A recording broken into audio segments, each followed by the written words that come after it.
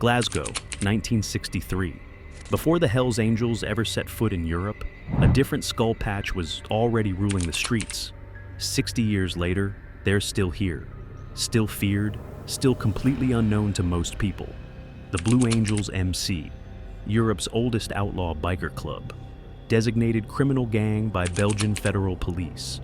0 Hells Angels chapters in Scotland because of them. They've survived gang wars, police raids, and international expansion. Their founder's funeral drew 400 bikers from across Europe, yet most people have never heard their name. Belgium lists them alongside the Hells Angels as a major threat. Their own members plant pipe bombs and gang feuds. They've kept American clubs out of Scotland for 50 years. In the next 20 minutes, we'll expose the club that law enforcement watches closely, but the public never sees. The UK's most feared biker gang you've never heard of.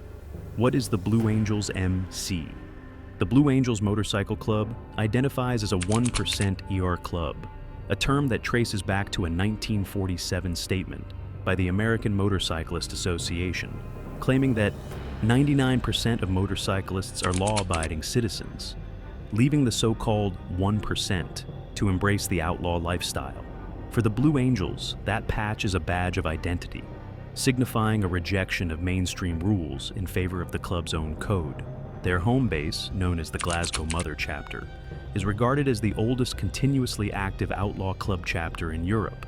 From this base, the club has grown to include chapters in Scotland, England, Belgium, and Spain, each operating semi-independently, but connected through the shared culture, patch, and bylaws. The club's colors feature a winged skull, an emblem that appears on jackets, vests, and support gear worn by members and affiliates. Within the biker world, these symbols are not just decorative, they're statements of territory and allegiance. The Blue Angels also run support clubs and have connections with other groups, which allows them to maintain influence without always being directly present in certain regions.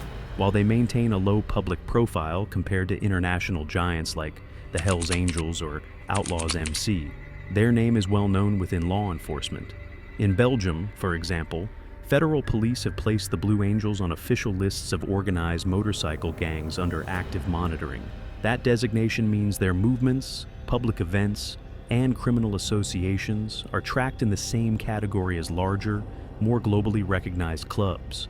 For the public, the Blue Angels might fly under the radar, but in the worlds of outlaw motorcycle culture and organized crime intelligence, they are firmly on the map. Glasgow, 1963. Birth in a gangland city. The story of the Blue Angels MC begins in 1963, in the heart of Maryhill, a working-class district of Glasgow. At the time, Glasgow was a city in transition, recovering from post-war industrial decline, while grappling with a reputation for violent street gangs, known locally as razor gangs. These were tight-knit, neighborhood-based groups involved in everything from protection rackets to pub brawls, and they shaped the city's rough, hard-edge culture. It was in this environment that the founding members of the Blue Angels came together, united by two passions: motorcycles and defiance of authority. They weren't simply a riding club. They adopted the outlaw model from the United States, complete with a formal patch, a strict hierarchy, and a code that demanded loyalty above all else. In the early days, the club was small.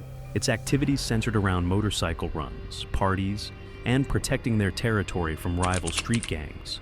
But Glasgow in the 1960s was a breeding ground for organized crime, and it wasn't long before the Blue Angels developed a reputation for being more than just social riders. Police in those years began associating the club with public disturbances, assaults, and intimidation, claims that, whether proven in court or not, helped cement their image as a force to be reckoned with. The Maryhill roots gave the club a strong sense of identity. Glasgow's working-class toughness, coupled with the growing global mythology of outlaw bikers, created the perfect foundation for a group that would eventually cross borders. And while many of the razor gangs faded into history, the Blue Angels survived, adapting their style and structure as they prepared to expand far beyond the streets where they began, crossing borders from Scotland to England and Europe. By the late 1970s and into the 1980s, the Blue Angels MC had outgrown its Glasgow birthplace. The club began establishing chapters in other parts of Scotland before making a significant move south into England. This expansion was not casual. It mirrored the strategy of larger outlaw motorcycle clubs worldwide. Build a network of chapters to extend influence, open new revenue streams, and secure strategic locations. England offered both opportunities and challenges. The motorcycle club scene there was already home to independent groups and affiliates of larger international clubs. To carve out space, the Blue Angels relied on their reputation from Scotland: tough, insular, and willing to defend their colors fiercely. By the early 1990s, they had functioning chapters in English cities, integrating local riders into the broader Blue Angels identity while maintaining allegiance to the Glasgow mother chapter. The real leap came with Belgium. This was their first sustained push into mainland Europe, a region already grappling with outlaw motorcycle gang rivalries. Belgium's geographic position, bordering France, Germany, and the Netherlands, made it a strategic hub for both legitimate and illicit activities. The Belgian chapter became well known in European biker circles and was flagged by Belgian authorities as part of the country's criminal motorcycle gang landscape. Their influence also reached Spain, where Blue Angels chapters began appearing in coastal areas popular with tourists and expatriates. These locations, attractive to bikers for their riding routes and nightlife, also drew attention from local police concerned about organized crime infiltration. By the time the 2000s rolled around, the Blue Angels were no longer just a Scottish biker club. They had transformed into a cross-border organization with a name recognized across the UK and parts of Europe. Their expansion strategy showed that, while they weren't the largest outlaw club in the world, they understood the importance of territory, networking, and building a presence in high-value regions. Designated Criminal Motorcycle Gang, Belgium. The Blue Angels' expansion into Belgium marked a turning point in how law enforcement viewed them. In Belgium, outlaw motorcycle gangs, referred to as OMCGs, are formally monitored by the federal police as part of national organized crime strategy. The Blue Angels are explicitly named on lists alongside larger groups such as the Hells Angels, Bandidos, and Outlaws MC. This classification isn't symbolic. It means police track their movements, associates, events, and suspected criminal activity in real time. Belgium's concern comes from its position as a key transit hub in Europe, with major ports like Antwerp serving as gateways for both legal trade and illicit trafficking. Federal crime reports have linked OMCGs operating in Belgium to activities such as drug smuggling, weapons trafficking, extortion, and violent assaults. While authorities rarely release case details unless charges are proven, the inclusion of the Blue Angels on these lists signals that they are regarded as an active threat in the country's organized crime landscape. Being designated as a criminal motorcycle gang also affects how Belgian authorities can act. Police can conduct coordinated raids, place members under covert surveillance, and share intelligence across borders through Europol and Interpol channels. In some regions, clubhouses can be shut down under nuisance laws if they're tied to repeated criminal incidents. The Belgian listing also highlights the Blue Angels' growing influence beyond the UK. In law enforcement's view, they're not just a local Scottish club anymore. They're a transnational entity with the potential to link into wider European OMCG networks. This elevated status brings with it a heavier police presence, constant monitoring, and a higher risk of high-profile raids. Measures that have become part of the Blue Angels' reality since their footprint on the continent solidified. Inside the organization, chapters, culture, protocol. The Blue Angels MC follows the traditional outlaw motorcycle club structure, a hierarchy that ensures loyalty, control, and a clear chain of command. Each chapter operates with its own president, vice president, secretary, treasurer, and sergeant-at-arms, positions that handle everything from internal discipline to organizing events and enforcing club rules. Above them sits the mother chapter in Glasgow, which serves as the spiritual and administrative heart of the organization. Membership isn't handed out lightly. Prospective members start as hang-arounds, then progress to prospects, enduring months, sometimes years, of testing before they can wear the full patch. This process isn't just about riding skills. It's about proving loyalty, discretion, and a willingness to put the club before everything else. Once patched in, Members are expected to live by the club's code and never bring shame to its name. The Blue Angels patch, a winged skull, carries deep symbolic weight. Wearing it marks the member a part of an elite outlaw circle, and it's fiercely protected. Losing one's patch, whether through expulsion or being stripped of it by rivals, is considered one of the deepest humiliations in biker culture. The club also maintains support clubs, smaller groups that share allegiance to the Blue Angels but don't carry the full patch. These support clubs can serve multiple roles: recruiting grounds, local enforcers, and a buffer between the main club and law enforcement scrutiny. As a one-percenter club, the Blue Angels embrace the image of being outside mainstream society's rules, but insiders say the reality is a tight, disciplined brotherhood.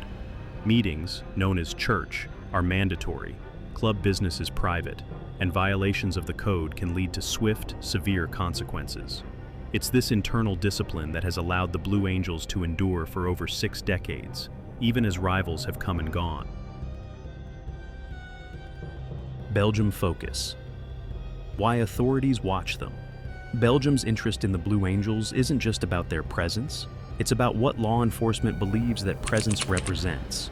The Belgian Federal Police has stated that outlaw motorcycle gangs like the Blue Angels can act as gateways for organized criminal activity, using clubhouses, events, and support networks as hubs for illegal operations.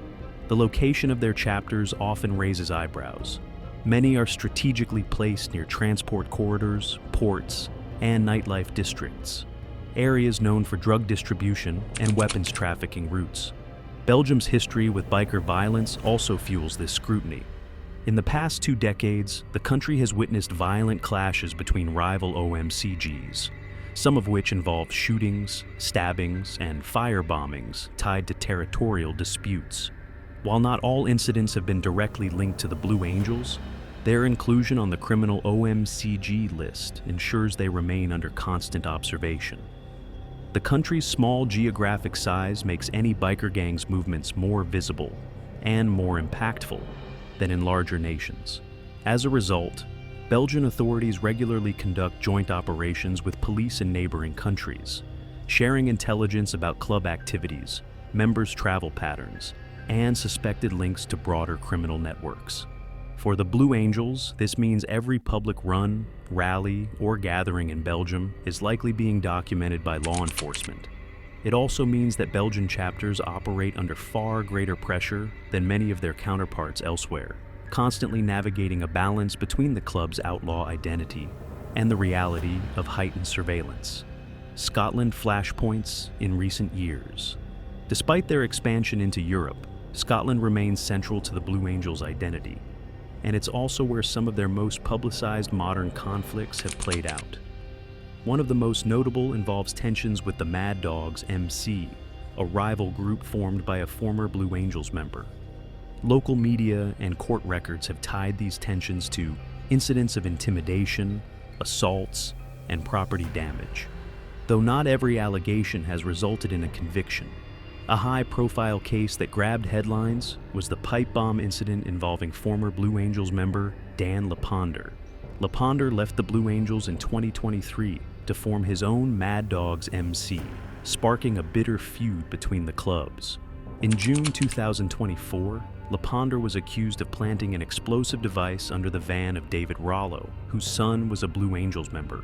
The device was discovered before it detonated, and while the incident required a major police response and neighborhood evacuation, it underscored the level of violence police believe can stem from Scotland's biker feuds. In November 2024, Leponder was sentenced to 9 years in prison for both the pipe bomb attack and weapons possession charges. Beyond rivalries, there have been reports of police raids on Blue Angels-linked clubhouses in Scotland, with seizures of drugs, weapons, and cash. These operations are often the result of months of surveillance, and while they don't always lead to large-scale convictions, they serve as reminders of the constant friction between the club and law enforcement. These flashpoints show that even 6 decades after their founding, the Blue Angels are still deeply embedded in Scotland's criminal landscape, respected by allies, feared by rivals, and closely monitored by police. What the courts actually proved and didn't. When it comes to outlaw motorcycle clubs like the Blue Angels, the gap between allegation and proven fact is often wide. Law enforcement statements and media coverage frequently paint them as a serious organized crime threat, but in the courtroom, the standard of proof is much higher. In Scotland, several cases involving alleged Blue Angels members have ended in acquittals or reduced charges due to insufficient evidence or unreliable witness testimony.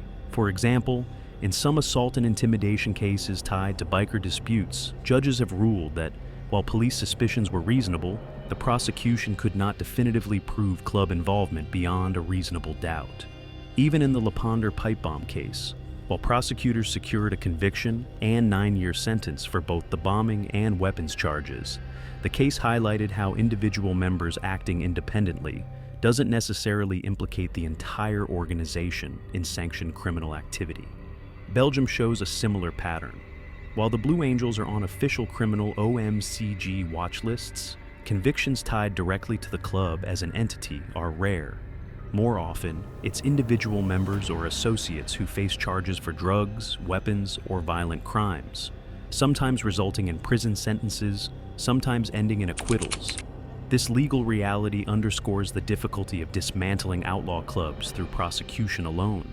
Law enforcement may be convinced of their role in organized crime, but without solid, court-admissible evidence linking leadership to specific acts, the club itself continues to operate largely intact, adapting and surviving under the weight of constant scrutiny. Police playbook in the UK and EU. In the UK and across Europe, law enforcement agencies take a multi-layered approach to dealing with outlaw motorcycle clubs like the Blue Angels. Unlike the United States, where federal RICO laws allow prosecutors to target an entire criminal enterprise, the UK and EU rely on a patchwork of tools, some legal, some administrative, to disrupt OMCG activity without necessarily proving every member guilty in court. In Scotland and England, this can include firearms licensing enforcement, targeted drug and weapons raids, and the use of serious crime prevention orders to limit suspects' movements and associations. Police also work closely with licensing authorities to shut down clubhouses or revoke event permits when they can link them to public disorder or suspected criminal activity. In Belgium, where the Blue Angels are officially classified as a criminal motorcycle gang, authorities employ nuisance laws to close clubhouses, seize property linked to criminal use, and restrict public gatherings. Belgian police also share intelligence with Europol, ensuring that any member traveling between countries can be tracked and flagged for inspection at borders or during public events. Joint operations between the UK, Belgian, and other European police forces are increasingly common. These can range from high-visibility patrols at biker rallies to covert surveillance of club leaders and support networks. The goal is disruption, making it harder for clubs to operate smoothly, limiting recruitment opportunities, and sending a clear message that law enforcement is watching. This strategy may not eliminate the Blue Angels, but it ensures they operate in a hostile environment, constantly adapting to evade the net of local, national, and international policing efforts, media versus reality, sorting tabloid hype from facts. The Blue Angels MC's reputation in the public eye is shaped by two very different forces: sensationalist media coverage and the comparatively dry realities of court records. In the UK, tabloids have long favored dramatic headlines about biker gangs, often accompanied by images of leather vests, burning tires, and police tape. These stories feed into the outlaw mystique, but they don't always reflect the precise facts of a case. The reality is that, while some members have been convicted of serious crimes, assaults, weapons charges, drug trafficking, the club as an organization is rarely convicted in its entirety. Courts demand clear evidence linking leadership to illegal acts, and in many cases, prosecutors simply can't meet that burden. As a result, the narrative painted by law enforcement press, releases and media reports often outpaces what can be proven. Belgium offers a good example of this tension. Official police lists brand the Blue Angels as a criminal motorcycle gang, but public trial records show relatively few high-profile convictions tied directly to the club. The same is true in Scotland, where years of surveillance and raids have led to multiple charges, but comparatively fewer sustained sentences. This gap between perception and reality is important. For the public, it means understanding that much of what is known about the Blue Angels is filtered through police priorities and press framing. For the club, it means living with a reputation that may help attract certain recruits, but also guarantees relentless law enforcement attention. And for journalists and researchers, it's a reminder that the real story often lies somewhere between the myth and the official record, where they stand now. Today, the Blue Angels MC remains active, with chapters in Scotland, England, Belgium, and Spain still publicly listed on their own club websites and support gear pages. In Glasgow, the mother chapter continues to serve as the symbolic heart of the organization, hosting runs, anniversaries, and gatherings that draw members from across Europe. In Belgium, despite ongoing police pressure, chapters still participate in biker events, maintain clubhouses, and display their colors at rallies, albeit under the watchful eyes of authorities. While the club's size and influence may not rival the global reach of the Hells Angels or Bandidos, their longevity is notable. 6 decades after their founding, they have endured police crackdowns, rival conflicts, and changing biker subculture trends. Their survival can be credited to their tight-knit structure, emphasis on loyalty, and a deliberate tendency to keep their internal affairs off public record. Law enforcement agencies in the UK and EU still list them as an active security concern, meaning they are far from operating in peace. But the Blue Angels have demonstrated a capacity to adapt, shifting their activities, opening and closing chapters strategically, and relying on a combination of support clubs and international biker alliances to maintain relevance. For those outside biker culture, they remain largely an enigma, rarely making headlines unless tied to a criminal investigation, yet always present in the undercurrent of Europe's outlaw motorcycle scene. For over 60 years, the Blue Angels MC has been a constant, quietly weaving itself into the fabric of Europe's outlaw biker history. Born in Glasgow's gritty streets in 1963, they have weathered turf wars, police raids, international expansion, and decades of relentless surveillance. While not as internationally notorious as the Hells Angels or Outlaws, within the biker world, their name carries weight, respect, and a reputation for fierce loyalty. Their story isn't just about crime, it's about resilience, identity, and the way a subculture can survive against enormous pressure. As long as there are riders willing to live by the 1%er code, the winged skull patch of the Blue Angels is likely to remain on Europe's roads. If you found this deep dive into the UK's most feared biker gang you've never heard of intriguing, go ahead and hit the like button, subscribe, and turn on notifications so you don't miss our next fact-based exploration into the world's most dangerous and secretive criminal networks. Your support keeps these deep research investigations coming.